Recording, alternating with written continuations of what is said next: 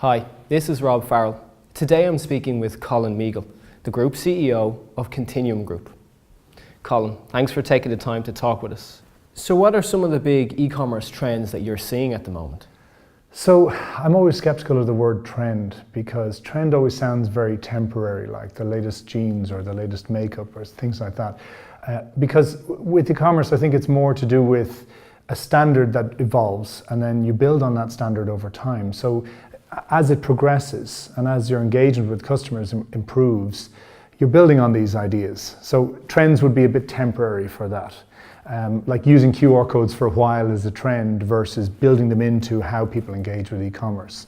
So I think some of the key things for us is really leaning into customer habits. So it's not about here's a particular type of technology or a particular way of designing or doing things. It's more about if you want to engage and get more from somebody, be it a selling or actual engagement or marketing or conversation, whatever it may be, you really have to look at their daily habits and solve the things that create friction for them. So it's more, if you look at the things that one would admire in the marketplace at the moment, I mean, obviously you've got things like augmented reality, for example. IKEA are rolling out a new app where you can say, I'd love to see what that couch would look like in my room or in my lounge, so you can superimpose one on the other. And that's really, it's increasing the tactile element of buying online because it's always a risk. I don't want to buy a car online. I want to research a car online. I don't know what it's like to hold the steering wheel online. Likewise with a couch and so on. So that's always the challenge.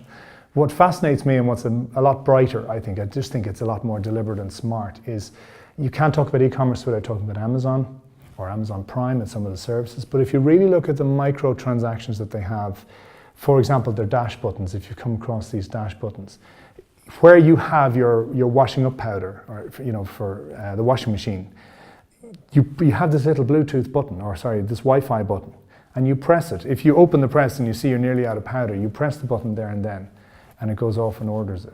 But what I think is really fascinating about that is, if you had 5 years ago, if you wanted to order a pizza, you'd go through a website or you'd pick up the phone. If you wanted to do it 3 years ago, you'd use an app.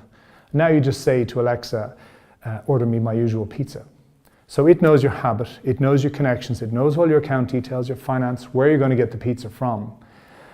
But more importantly, it's designed for the invisible. And I find that absolutely fascinating.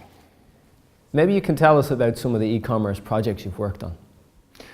Sure, certainly. I mean, there's pure e-commerce in a traditional way, which is just order a thing, buy a thing, fulfill the order online, and it gets delivered.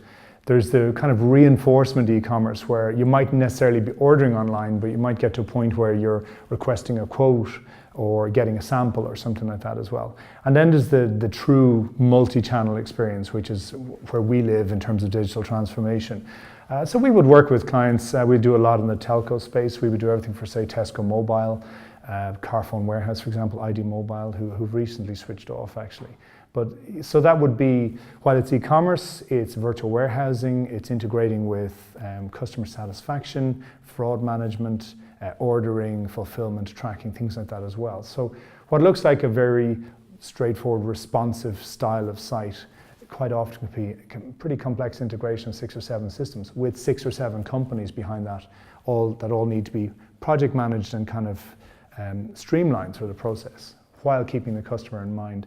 And we also work a lot in the automotive space. Now, obviously, you're not going to download a car or you're not going to order a car online. So the experience has to be all about reinforcing the research and the decisions and then getting the hooks in to make sure that, I mean, the ideal in the automotive industry is you book a test drive, for example, and that would be a successful catch as far as they would be concerned. So for example, currently we have every Volkswagen dealer in Ireland uses our sites and systems, used car tracking systems, things like that. We do a lot of work with Nissan as well. And more and more we're doing a lot of work in the FMCG space. So we are Benecol's partner, for example. We're doing a lot with Cuisine de France Arista at the moment, and actually another one, Zed Candy, who is actually a lot of fun. We're doing augmented reality for them. Because their audience is primarily kids, you have to be very, very careful about anonymizing the data. Obviously GDPR is pending, so you have to be very, very careful about that. And it's privacy by design rather than just accessibility. But we're doing some very, very interesting things, games and competitions and releases for them, which is you're trying to think like an 11-year-old consumer, which is always difficult. So you mentioned around digital transformation. So why is it so important that e-commerce professionals know about it? That's a great question. I mean, the reason why we live in digital transformation, obviously we have a background in pure web and e-commerce and content management and marketing and so on. I mean, we've over 2,500 projects live with Continuum alone, not even considering the entire group. But if you're just dealing with an e-commerce professional, you're basically saying, okay, we're going to sell this thing online. We've prepared the thing. It's in boxes. It's ready to go. Can you create orders first? Can you create awareness? And then we'll fulfill and track, and hopefully we'll grow by 20% per annum, year on year. But that is still too reactive.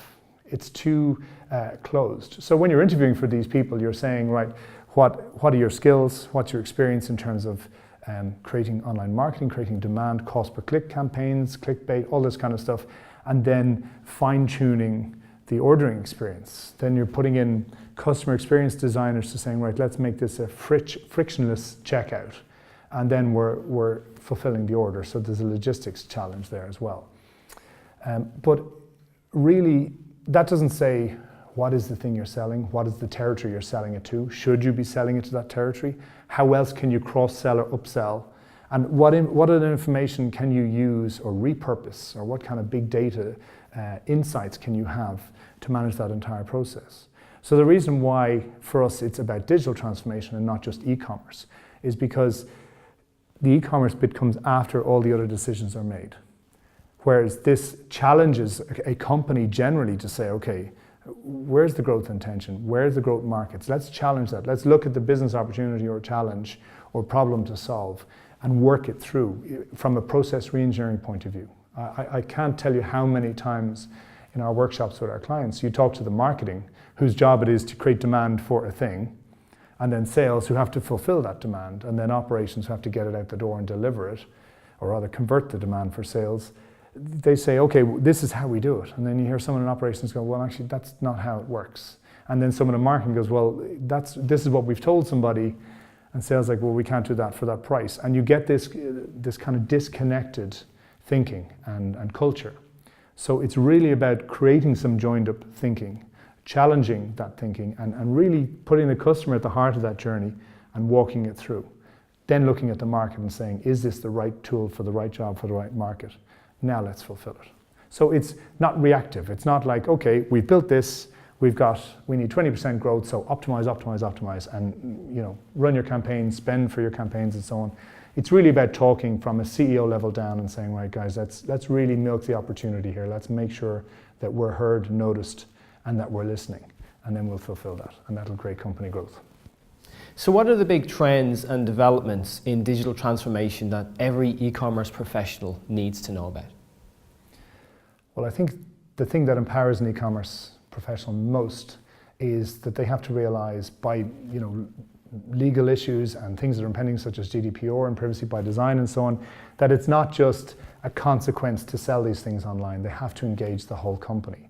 So I think the future path of a lot of e-commerce people is actually up to Chief Information Officer level, rather than being in kind of grouped within sales or marketing, because they have to have this top-down engagement. 73% of all digital transformation projects fail due to lack of cultural uptake within a company.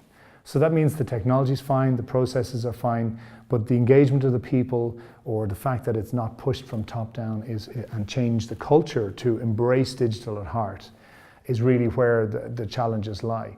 I think it's really very important to specify the difference between digital efficiencies and digital transformation, because they often get confused. If people go, our ordering process is now streamlined, it's online, and our website ties to credit cards, which ties to our invoicing system, and it's great, it's all streamlined, we're digitally transformed.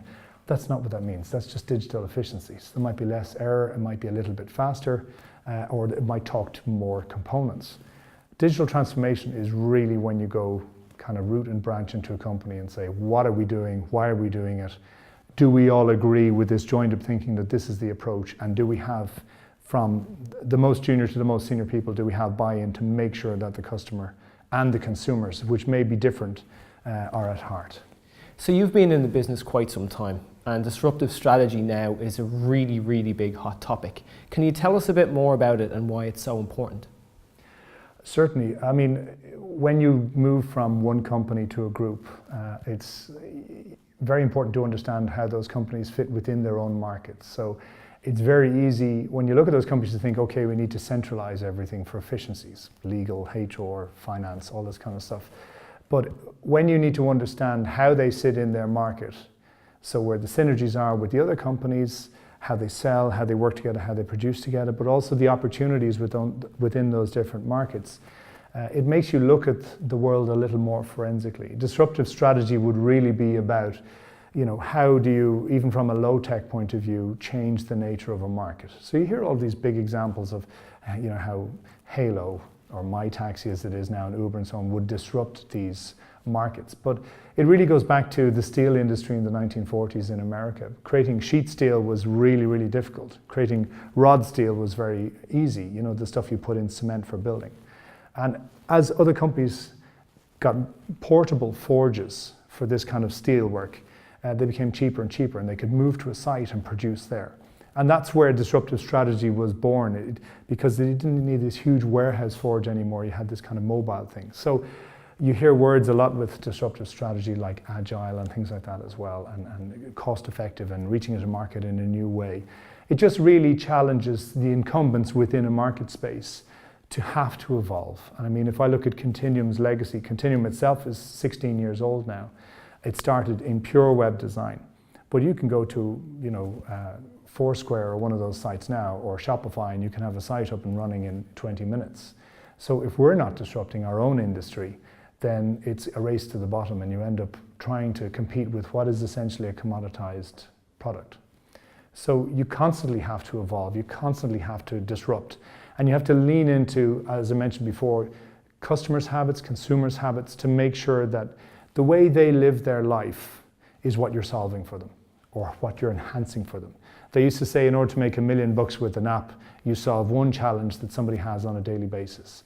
Ordering a taxi was a perfect example of that. But it's really important. It challenges us. I mean, we're called Continuum. We wanted an ongoing relationship with customers, but certainly when we were looking at the group name and so on, one of our copywriters actually said to us, I know why it's called Continuum Group, it's because you guys never stand still.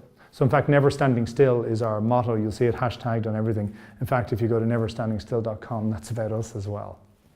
Colin, on behalf of the ECAI, thanks very much for coming in to talk to us today about e-commerce and digital transformation. My pleasure. Thanks for having me. Thanks for joining us today, and stay tuned for more great interviews as part of our Insight series.